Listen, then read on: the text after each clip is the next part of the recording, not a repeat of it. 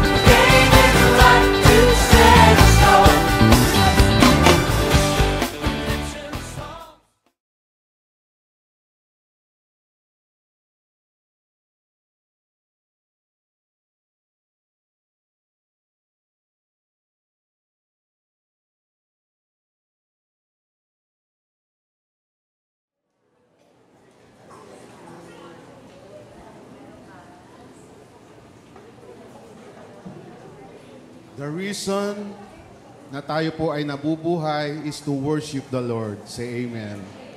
Amen. Kaya po tayo na still nabubuhay ngayon dahil gusto ng Lord ay tayo ay patuloy na sumasamba sa Kanya. Amen. Kaya naman po sa umagang ito, kailangan po natin i-embrace kung ano po ang ating maririnig, pagbulay-bulayan natin, pag-aralan natin, at patuloy natin na gamitin ang mga salita ng Lord habang tayo ay nabubuhay. Kaya sa umagang ito, inanyayahan ko po kayo na buksan po ang ating Biblia sa aklat ng Salmo o Psalm 139. Ayan. Sino po ba ang mga may Biblia? Taas po ang mga kamay. Ayan. At ang mga walang Biblia, yan, isang paalaala po sa atin ng Panginoon na ang Biblia po ay isang instrumento ng Lord para tayo po ay matuto na sumunod sa mga pinagagawa sa atin ng Lord habang tayo ay nabubuhay. Amen? So, andyan na po ba kayo? Psalm 139, verse 1 to 14.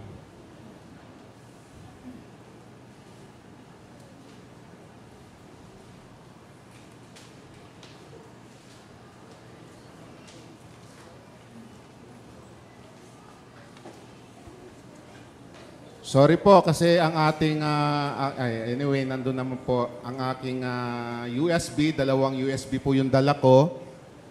At dahil po yung aking laptop po ay panahon pa ng hapon, 2006 pa, so hindi updated, hindi po siya gumana po sa ating ano. But then, hindi po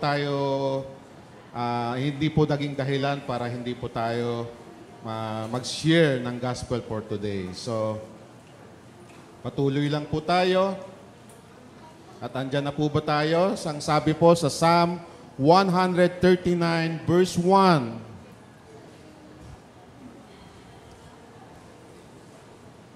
Ayan. For the director of music of David, a psalm, O Lord, you have searched me and you know me.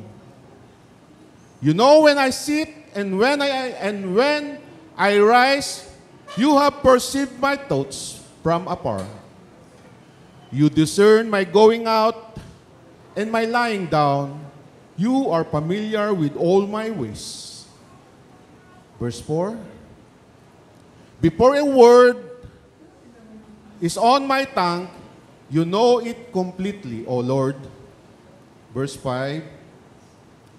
You hem me in, behind, and before. Such knowledge is too wonderful for me to lofty for me to attain. Where can I go from here, from your spirit? Where can I flee from your presence? If I go up to the heavens, you are there. If I make my bed in the deep, you are there. If I rise on the wings of the dawn, if I settle on the far side of the sea, even there is your hand will guide me. Your right hand will hold me fast.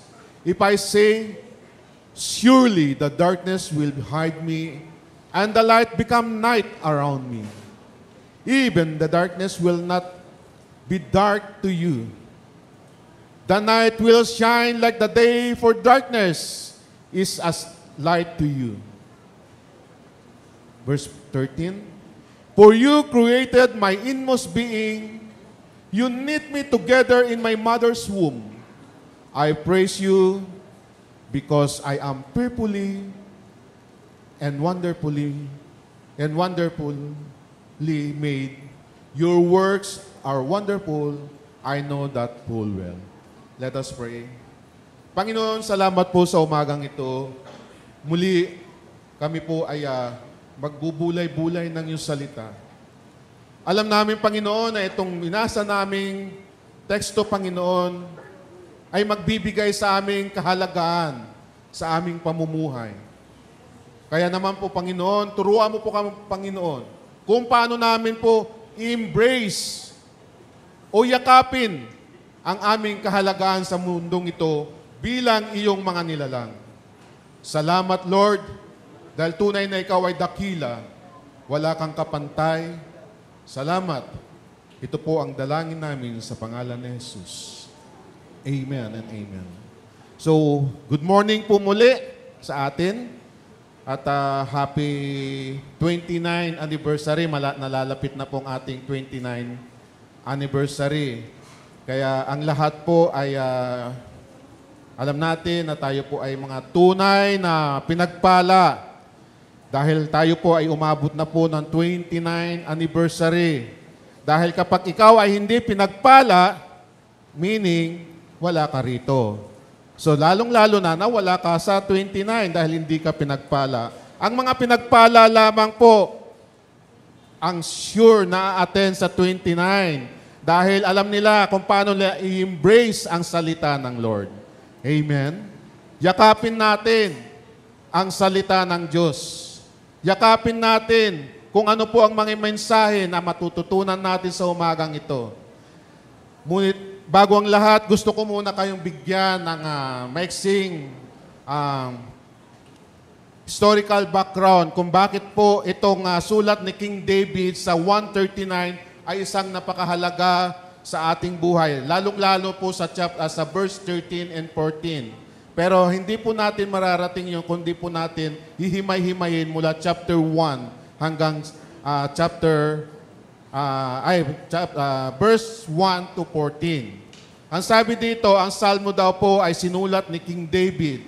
Sa salmo daw po ay meron siyang 150 na salmo na inambag po dito. At ito po ay salmo kung saan ito ay kanyang mga panalangin sa Panginoon. Ito ay mga panalangin kung saan niya ini-embrace yung kanyang sarili na napakahalaga niya bilang isang anak ng Diyos na nagbigay sa kanya ng tunay na kahulugan ng buhay niya. Kaya po siya hindi mamatay-matay dahil nakita niya kung gaano kahalaga ang buhay niya sa Panginoon. At tayo rin po, kaya tayo hindi na mamatay-matay dahil alam ng Lord kung ano ang halaga natin sa Panginoon. Yun ay para papurihan siya.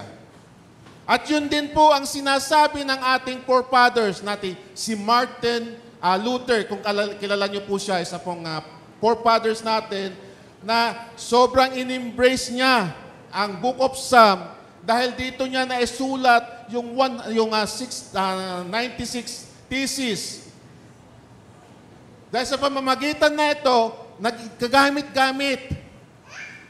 Dahil mamaya, pag papupuntahan natin, bakit ang title natin po ay Embrace Your Work. Ito po ang ating magiging title. Dahil doon po, pupunta po tayo kung ating halaga sa Panginoon bilang isang tunay na mga anak ng Diyos.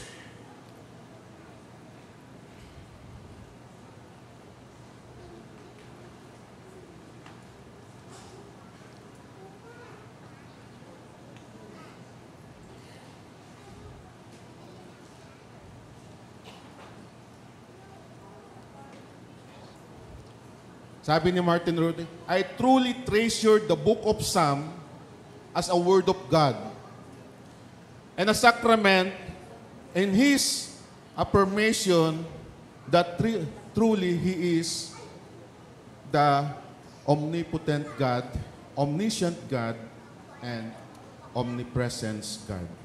Kaya tatlong katangian ng Diyos ang ating pag-aaralan ngayon. Tatlong katangian kung saan ginamit din po ito ni David sa kanyang buhay na bakit naging mahalaga ang kanyang ang Panginoon sa buhay niya. Dahil the book of Psalm 139 is all about the attributes of God or the natures of God. Kaya po, nung last time na nag-share po si Pastor Anthony about the life of King Solomon, binigyan po tayo ng dadas. Ibig sabihin, yung meaning ng meaningless at meaningful. Ngayon naman po, bibigyan naman po tayo ni King David kung ano man po ang meaning ng worthless and worthy. Amen. So, dalawang hari na nagbibigay sa atin ng katangian. From meaningless to meaningful kay King Solomon na binahagi sa atin ng mahal na Pastor Anthony. Ngayon naman po bibigyan tayo ng Lord ng katangian ni King David kung ano naman po ang worthless and worthy. So yun po ang dapat natin pag-aralan. At dito sa tatlong natures ng Lord, makikita po natin kung gaano po kahalaga ang buhay ni King David at higit sa lahat sa buhay natin sa kasalukuyan. Una po, kung pupunta po tayo sa verse 1 to 6, ang sabi po dyan, O Lord, you have searched me and you know me. You know when I sit and when I rise, you perceive my thoughts far apart. You discern my going out and my lying down. You are familiar with all my ways. Before a word is on my tongue, you know me, you know it completely, O Lord. You hem me in, behind and before. You have laid your hand upon me. Such knowledge is too wonderful for me, too lofty for me to attain. So ibig sabihin dito, nagpapakita po na ang natures ng Lord ay siya po ay isang omniscient God. So ibig sabihin, ang sabi dito ni King David, O Lord, you have searched me and you know me. You know when I sit and when I arise. You perceive my thoughts. So meaning, alam ng Lord kung ano yung mga ginagawa ni King David. Meaning, alam din doon, Lord, kung ano ang mga ginagawa natin sa buhay natin. Kung ano, pamumuhay ang meron po tayo. What we do sa verse 1 to 3. Alam ng Lord kung bawat aksyon natin, ang ating pamumuhay, mula paggising hanggang sa pagtulog, alam ng Lord. Because God knows about us. Wala po tayong may tatago. Umpisa pa lang alam na ng Lord kung anong meron tayo. He is an omnipotent God. David sees the greatness of God in his life and he commend that God is an omniscient God. He knows what we do. As a chapter, verse 2, is what we think. Alam na ng Lord ang ating mga iniisip before pa nating isipin. Alam na ng Lord kung anong gagawin mo bago mo man lang gawin. At sa verse 6, 4 to 6, ang sabi nun, what we say, alam na ng Lord kung ano ang bibigkasin mo, sasabihin mo. Kaya tayo dapat pinag-iingat kung ano man ang mga bagay na dapat natin binibigkas. Dahil ang sabi ng Biblia, out of the abundance of the heart, the mouth speak.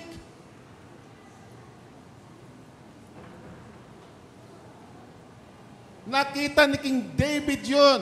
Kaya nagbanggit niya na God knows everything about us.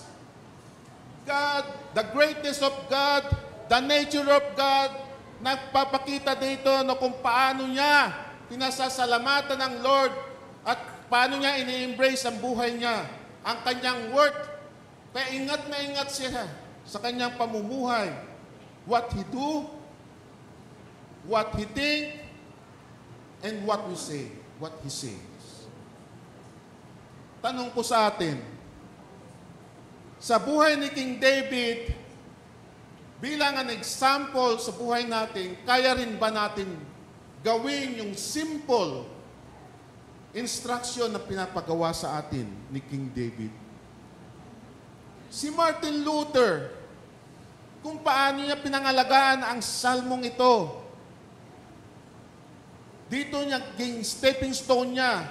Dahil mamaya pagdating natin sa kahalaga ng worthless and worthy, makikita natin kung ano ang mga bagay na itinuturo sa atin ng Lord. Pangalawa, David sees the greatness of God and he commend the omnipresence God. Sa verse 7, ang sabi doon in 8, where can I go from your spirit, and where can I flee from your presence? If I go up to the heaven, you are there. If I make my bed in the depth, you are there. So doon pa lang, nakita na ni King David na si Lord na nagmumula sa langit, kung saan siya papunta, andun din ang Diyos. At kung siya ay bumaba sa mga patay, nandun din ang Diyos. So God is anywhere. God is powerful and a good God kasi He is always with us. He is always with us wherever we go, whatever you do, God is with us. Amen? Ganon po kaperceive si King David kung paano po niya makita yung mga attribute ng Lord sa buhay niya dito. The divine attribute of God in the life of King David give us a good example para tayo naman po ay makilala natin how worthy us. Gaya ng mga kinanta natin kanina. Yung maging worthy ka lang sa paningin ng Lord. Yung worthy ka lang sa mga ginagawa mo. Yung worthy ka lang. Isang mahalagang bagay niya para makita natin kung paano niya tayo in-embrace ng Lord. Una, dahil tayo ay kanyang mga mahal ng Lord. Amen? Pangalawa, dahil we are the apple of the eyes of God. God is seeing everything in us. Wala po tayong pwedeng itago sa Panginoon. Wala po tayong pwedeng gawing hindi po niya alam. Dahil bago man nating gagawin, alam na po ng Lord ang ating mga actions.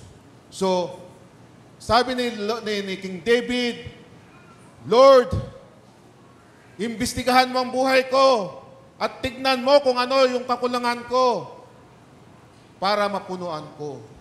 Dahil alam ko ang nature mo, Lord. Alam ko kung ano ang dapat kong gawin.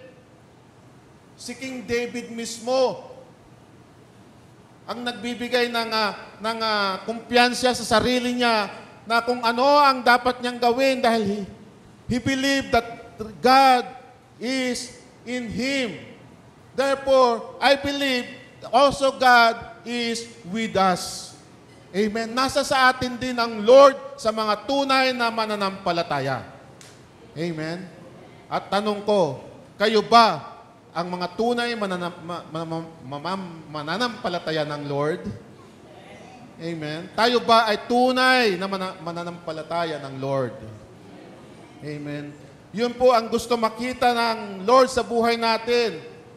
How King David sees everything. And he commend this nature of God in us. Amen.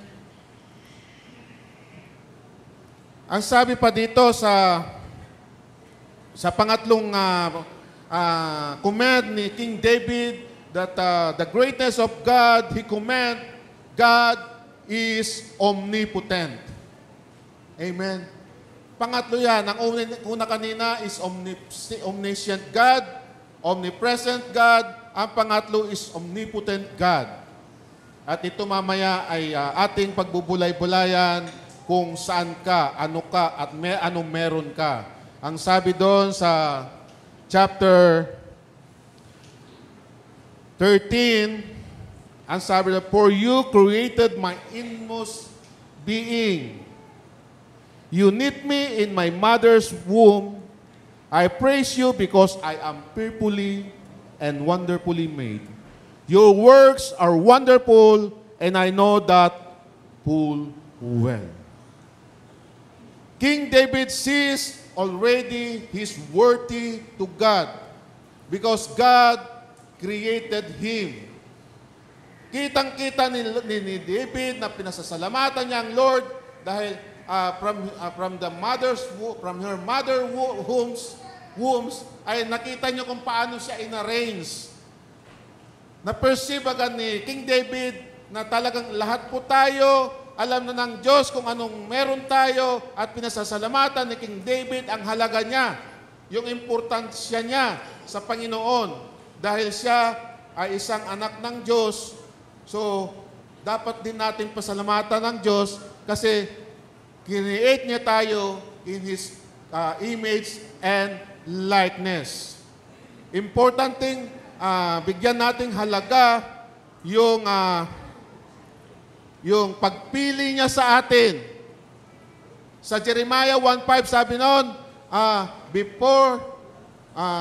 before you were born, I choose you. Pinili ka na niya. And God created us and arranged our body within the womb of our mother. Inarrange po niya tayo from head to foot. Hindi naman pwedeng ang ating mata na sa ating tenga. Di ba? Inarrange niya po tayong maayos. And He scheduled each day of our lives before we were born. Na-schedule na rin ng Lord ang lahat kung paano tayo mabuhay sa mundong ito. And He record our days in His book. Eto, masusubok tayo dito. Ang tanong ko sa inyo, nire-record ba ng Lord ang mga maling gawain natin? O ang nire-record lang ba ng Lord ay yung mga tamang gawain natin o maka-Diyos na gawain? Kayo ang makakasagot niyan. Kung ang sabi dito, He record our everyday in His book. So, tingin natin, kung tayo ba ay gumagawa ng mali, nire-record pa ng Lord yun? O kung ano lang po yung mga tama na ginagawa natin, ang nire-record ng Lord? Kayo lang po ang nakakaalam. Kung tama po ang iyong mga pag-iisip. Dahil kapag tama ang pag-iisip, may katiwasayan ng pag-iisip. Amen? He knows everything about us because we are created wonderful. And He created us fearfully and wonderfully made. So, yung pag-iisip ng Lord ay hindi natin masukat. Immeasurable. Hindi natin kayang maarok. Dahil alam natin, He knows constantly kung ano ang meron po tayo. Kaya ang gusto lang ng Lord sa buhay natin ay huwag tayong mapariwara. Mapariwara. Ano ibig sabihin ng mapariwara? Walang saysay. Di ba? Meaningless. Worthless. Mapariwara. Kaya ni King David, ang suggestion niya sa atin, kung meron mang maganyang buhay, sabi niya, "Oh God, if you only would destroy the wicked." So, ang dalangin ni David ay maalis yung mga wicked na mga tao sa paligid natin o tayo na lang mismo yung mga wicked ways natin sa buhay natin. Yung pagmumuhay natin na wala sa presensya ng Panginoon. Yung pamumuhay natin na lagi po tayo nagsesettle for less. Dahil ang gusto ng Lord, lagi tayo nagsesettle for the best. At pag na-reach natin ang best, dapat natin mag-settle for excellence and perfection. Eh kung ngayon pa lang, mapariwara na yung buhay natin, hindi na natin pinapangalagaan yung worth natin sa Lord. Dahil malinaw ang Biblia, kaya tayo sinilang o nilalang sa mundong ito dahil unang-una, mahal niya tayo ng Panginoon. Amen? We are the apple of God's eyes. Wala pong mali na pag-iisip ang Lord sa atin, kundi lahat po ay para sa kabutihan natin. Kaya bigyan naman natin ng importansya ang buhay natin sa mundong ito. Amen? Yun po yung gustong ipahatid sa atin ni King David sa tatlong nature ng Lord. The attributes of God na He is the omniscient God, He is the omnipresent God, and He is the omnipotent God. Amen? Kaya naman po, mga kapatid, sa pananampalataya, dalangin lang natin na pag tayo ay totoong mga anak ng Diyos, dapat maging marubdob ang ating pananampalataya. Maging masidhi tayo sa pag-abot sa Panginoon. Ang tanong lang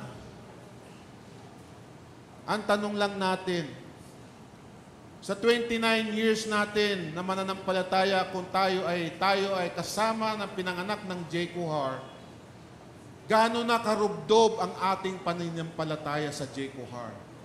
Gaano na kasidhi ang ating pananampalataya sa J. Kuhar na tayo ay maging karapat-dapat na umattend sa birthday ng ating simbahan? Dahil kapag tayo ay may birthday, di ba, sineselebrate natin yan because of the goodness and the greatness of God in our life. Kaya tayo still buhay. Amen? At kaya din nabubuhay ang J. Kuhar dahil yun po ang gusto ng Lord. Gusto niya ang kanyang mga anak ay maging marubdob at masidhi ang kanyang pananampalataya sa Kanya. Maging makahulugan ang buhay natin. At si King David, si Martin Luther, at ang mga salmo na ito na ating mababasa, kung ito ay pagbubulay-bulayan natin, tignan natin na talagang ito ay talagang nagdedirect sa atin sa Panginoon at binibigyan niya halaga ang buhay natin para patuloy natin i-worship ang Lord.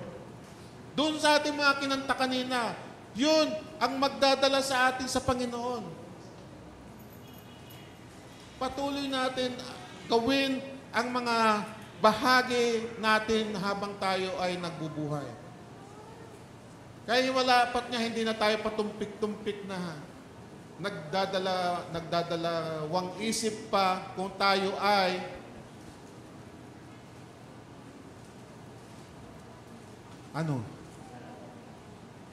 a-attend pa ba sa church? Mamimili pa ba ng ibang simbahan? Kung nandyan naman ang Jekuhar para kayo ay embrace, kung nandyan naman ang mga kapatid natin na kaya kayong i-embrace, kung nandyan naman ang Diyos na higit sa lahat na kaya kayong yakapin dahil mahal niya kayo. At lahat na nandito, mahal kayo ng Jekuhar. Mahal kayo ng Diyos. Mahal tayo ng Diyos. Ang pagyakap natin sa sarili natin ay ganon din ang pagyakap natin sa iglesia at higit sa lahat, ang pagyakap natin sa ating Panginoong na buhay. Amen? Yun po ang mensahe ng Lord sa atin sa umagang ito. Yung worth natin, yung value natin, pasalamatan natin ang Panginoon higit sa lahat. Dahil tayo ay narito. Pasalamatan natin ang Panginoon dahil patuloy na tayo ay binibiyayaan, blinebless sa lahat ng areas ng ating pamumuhay. Ano man mga trauma, dapat maging mapagpasalamat pa rin tayo. Magkaroon tayong pusong mapagpasalamat. Because God loves us. Amen? Mahal tayo ng Lord.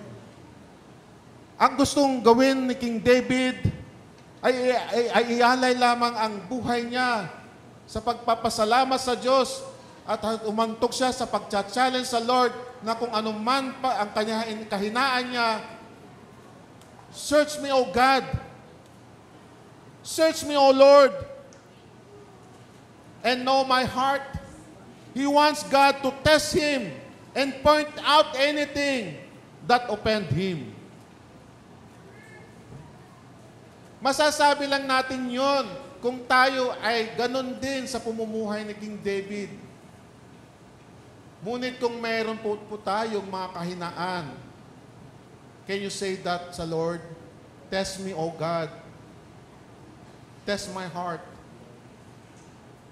Kung ngayon pa lang ay medyo pawindang-windang pang ating pananampalataya, patalon-talon tayo, straightforward na po tayo, binigyan na po tayo ng simbahan, ang iglesia, yumayakap sa atin. Kaya ngayon, ang tanong sa atin, tayo ba ay handa na rin yakapin ang iglesyang kinaaniban natin? Say amen. Ganon po ang patungkol sa ating pinabasa. Marunong tayo mag-embrace kung ano meron po tayo. Marunong po tayong yakapin kung ano ang pinagkaloob sa atin ng Diyos. Pasalamatan natin ang mga taong nasa paligid natin. And I truly admire yung mga nagte-testimony dito because they know they are worthy.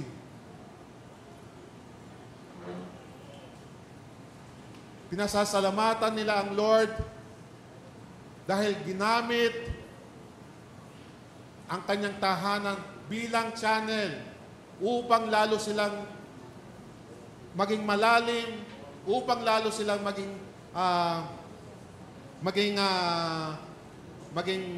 malapit sa Panginoon. Trials, worries, setback, resentment, trouble are just part ng ating buhay na yan ay dadaanan lang po natin. Ngunit ang ating victorious life is belong to God. Amen? Therefore, embrace your triumph over your trauma. Lahat ng mga kahinaan mo, naging karanasan mo sa buhay, embrace mo ang Panginoon dahil ikaw ay victorious sa buhay mo. Ganon ang ibig sabihin sa atin ni King David. maging mapagpasalamat tayo sa buhay natin, maging embrace natin kung ano ang binigay sa atin ng Lord. Yakapin natin, i-embrace natin. Embrace your work over your worthless life. Your value. Mahalaga ka sa Diyos. Hindi pwedeng ikaw ay mabubuhay lamang dito sa mundong ito na wala kang purpose. God has a plan in our life. Amen. Merong plano ang Diyos sa bawat isa sa atin, kaya tayo ay patuloy na nabubuhay. Amen. Meaning, bibigyan pa ba ng plano yung mga nakalibing? Siyempre hindi na. Sa atin na lang po, ibibigay ng Lord yung mga plano na yan. Yan po ang dapat natin i-embrace, yung plano ng Lord sa buhay natin. Pangalagahan natin. Yakapin natin. Ang purpose ng Lord sa atin dito ay para maging ilaw, maging asin ng sanlibutan. Ang purpose ng Lord sa buhay natin ay hindi maging pariwara. Sorry for the word. Dahil ang nasasaktan lang sa mga salitang yon ay yung mga hindi pa ligtas. Tayo ba'y lahat ay ligtas na? Say amen. Ligtas na ba kayo? Amen. Ibig sabihin kapag ligtas na tayo, ano man marinig natin ay dapat yun ay dadaan lang sa atin. Huwag natin ipapasok sa ating mga puso't isipan. Because God is seeing everything in us. Wala tayong pwedeng itago sa buhay natin. Wala tayong pwedeng gawing hindi niya nakikita. Ang gusto lamang ng Lord ay bigyan mo ng halaga yung buhay mo. Dahil ikaw ay espesyal niyang mga anak, espesyal niyang mga nilalang. Kaya si King David ay binigyan tayo ng attributes ng Lord para makita natin kung paano tayo kahalaga. We are valuable to God's love. We are valuable to God's plan in our life.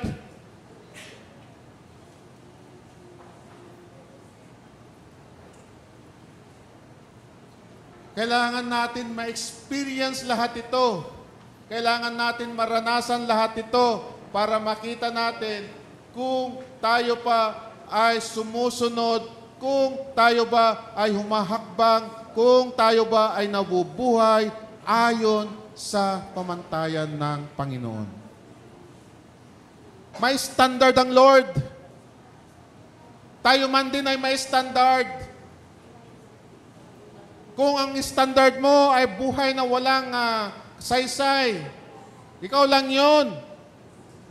Pero ang gusto ng Lord, ang standard natin ay magkaroon lahat ng saysay sa Kanya. Say amen. Psalm 139, ay ito po ay lagi kong minimeditate dahil dito ko nakita kung gaano ko kahalaga sa Lord, kung paano ko minimeditate that I am created in His image, I am created fearfully and wonderfully. And paano niya ako inarrange from head to foot? At paano tayo binigyan ng buhay na hanggang ngayon ay tayo humihinga dahil hinihintay niya na tayo ay may gawin. Ang gawin natin ay para gampanan kung ano ang plano ng Lord sa buhay natin. Amen? Yun po ang napakahalaga na dapat natin makita kung paano natin i-embrace. Kaya sa darating nating anniversary, dapat natin lalong i-embrace yung anniversary natin, suportahan natin dahil plano ng Lord ng bawat isa ay may halaga sa iglesyang ito. Makita ng Lord kung paano kayong pinagpala at higit sa lahat, paano pinagpapalain ng Lord ang iglesyang ito. at kung paano gagamitin ng iglesyang ito, ganon din ang paggamit niya sa inyo. Kaya po lumalawak na po ang ating mga ministeryo. Kaya po tayo ay lumadami na dahil may plano ang Lord. Gusto niya ang kanyang mga anak ay magkaroon ng mga quality life. Quality.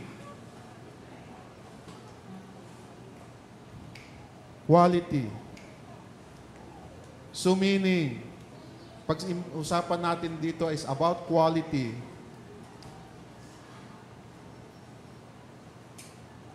Maging kagamit-gamit na po tayo sa ating iglesia. Amen? Maging mapakinabangan na po tayo ng ating iglesia. Dapat po, dalangin ko na lahat po tayo ay mga may ministries na po sa iglesyang ito para tayo lalo natin mapalago ang salita ng Lord. Lalo natin may palaganap ang salita ng Lord. Para makita natin kung paano mo in-embrace yung sarili mo, pwede mo na rin i-embrace ang ibang tao sa pamamagitan ng pag-aayag ng salita ng Diyos, sa pamamagitan ng pagbabahagi ng salita ng Lord. Kung kaya mo i-embrace ang sarili mo, kaya mo i-embrace ang ibang tao, at higit sa lahat, ang pag-embrace mo sa Panginoon na nagmamahal sa inyo. Amen? Yun po ang gusto ko pong ipahiwatig sa atin sa umagang ito. Bagamat wala po yung ating PowerPoint, so I hope and I pray na maski papano ay manakita po natin kung gaano kaganda po ang mensahe ng Psalm 139 sa bawat isa sa atin. Yung pagbigay sa atin ng attributes ng Lord, yung nature ng Lord, ay embrace natin yung kahalagaan natin. Yung omniscient Lord, yung omnipresence Lord at omnipotent Lord, gawin po natin. Ipakita natin ng Lord na kung saan man siya, saan man tayo, nanroon siya. Ano man ang ating gagawin, naroon siya. Ano man ang pamumuhay natin, naroon siya. Kaya wala pong imposible sa Diyos kung ikaw ay naniniwala. Sa Psalm 139, nagpapakita na talagang God is everywhere. God is with us. Amen? Kaya sa umagang ito, kung meron man pa po sa atin ang wala pa pong tunay na pagsamba o tunay na pagkilala sa Panginoon, ito na yung oras, ito na yung panahon upang pagsisihan mo na ang mga gawain hindi maka-Diyos dahil nakikita ka ng Lord. Kung meron ka pang mga gawain na hindi maka-Diyos, ito na yung oras upang pagsisihan mo. Dahil alam natin na ang buhay natin ay hiram lamang sa ating Diyos. Hiram. Kaya ngayon, kapag yan ay hiram lamang, kailangan natin bigyan halaga. Yakapin natin yung buhay na yan. Bigyan natin halaga yung buhay na yan. Hiram sa Diyos ang ating buhay. Kaya sa umagang ito, kung ikaw ay totoong hindi paligtas, ito na yung oras para pagsisihan mo na ikaw ay isang makasalanan at handa mo nang tanggapin ng Diyos na buhay na yung tagapagligtas. Kaya tinatawagan ko po ang music team upang awitin po natin ang hiram sa Diyos ang ating buhay habang time team natin, dinadasal, dinadalangin na tayo ay may shortcoming pa, na tayo ay may mga pagkukulang pa, na tayo ay hindi pa natin totally ma-embrace ang sarili natin dahil tayo ay may mga shortcoming pa.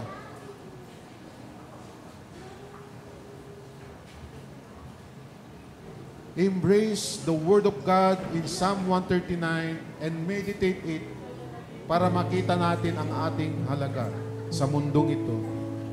Kaya inanyayahan ko po ang lahat tumayo at awitin po natin ang hiram sa Diyos sa ating buhay bago po tayo manalangin ng pagtanggap sa Diyos, magsisi, at ialay ang buhay natin para sa Kanya lamang.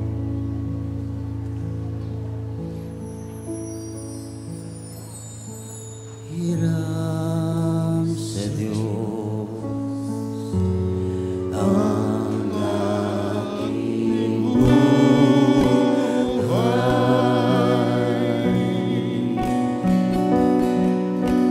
Ikaw at ako, tanging handog lamang. Di ko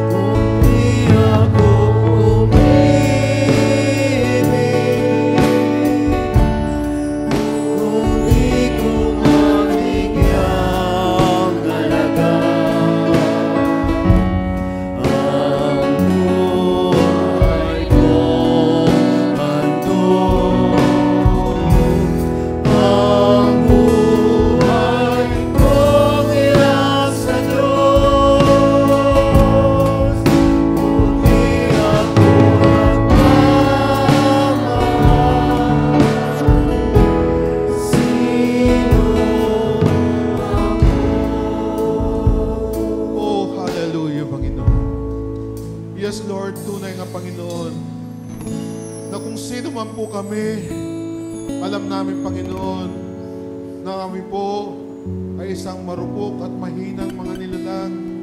Ngunit nang dahil sa pag-ibig mo, Panginoon, Lord, salamat, Panginoon, sa buhay na binigay mo sa amin.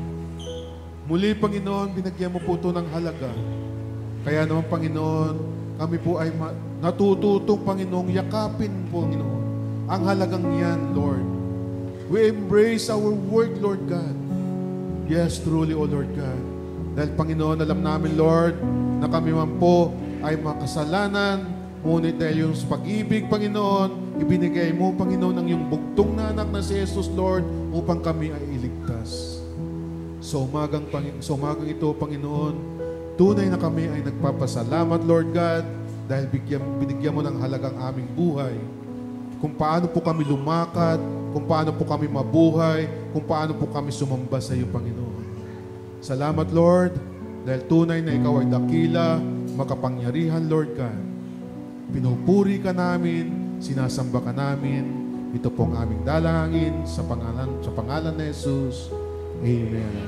Palakpakan po natin.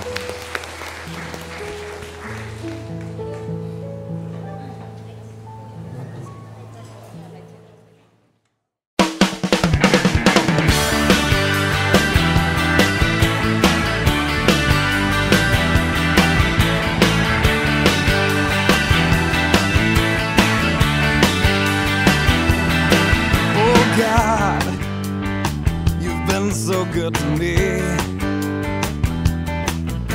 You came and found the was orphaned and you brought me right into your family. Oh yeah. Oh God, you've been so good to me. You threw away my past and you never count my sins against me. No, thank you, Lord. You got me dancing, and now I'm shouting. You got me leaping, and now I'm singing hallelujah. Oh, you're so good to me. You're so good to me. So good to me. Oh God, you've been so good to me. And every day I wake up, I breathe another breath of your mercy. Oh God, you've been so good to me. And my delight is in you, 'cause I know that your hand is upon me. Oh, you got me dancing, and now I'm shouting. You got me leaping.